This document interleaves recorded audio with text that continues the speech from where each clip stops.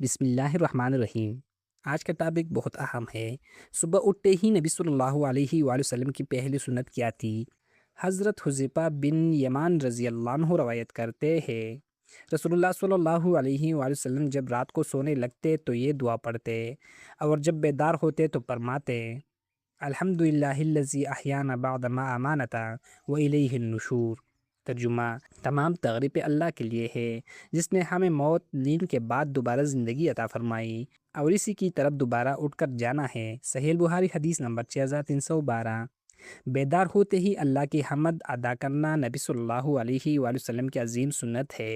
حضرت حذیفہ بن یمان رضی اللہ عنہ روایت کرتے ہیں، نبی کریم صلی اللہ علیہ وآلہ وسلم جب رات کو نیند سے اٹھتے تو مسواک سے اپنی منہ کو اچھی طرح صاف کرتے تھے۔ صحیح مسلم حدیث نمبر 255۔ مسواک کرنا بیدار ہونے کے بعد مقدس سنت ہے۔ حضرت ابو ہریرہ رضی اللہ عنہ روایت کرتے ہیں، رسول اللہ صلی اللہ علیہ وآلہ وسلم نے فرمایا: اگر مجھے اپنی امت پر مشقت کا اندیشہ نہ ہوتا تو میں انہیں ہر وضو کے وقت مسواک کا حکم دیتا۔ صحیح البخاری حدیث نمبر 887۔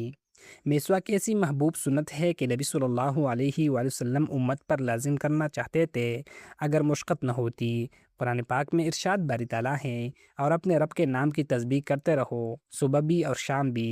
سورۃ النساء آیت نمبر 25۔ صبح بیدار ہونے کے بعد نبی صلی اللہ علیہ وآلہ وسلم کی سنتیں: بیدار ہوتے ہی اللہ کے حمد کی دعا پڑھنا، مسواک کرنا، وضو کر کے نماز اور ذکر کی تیاری کرنا۔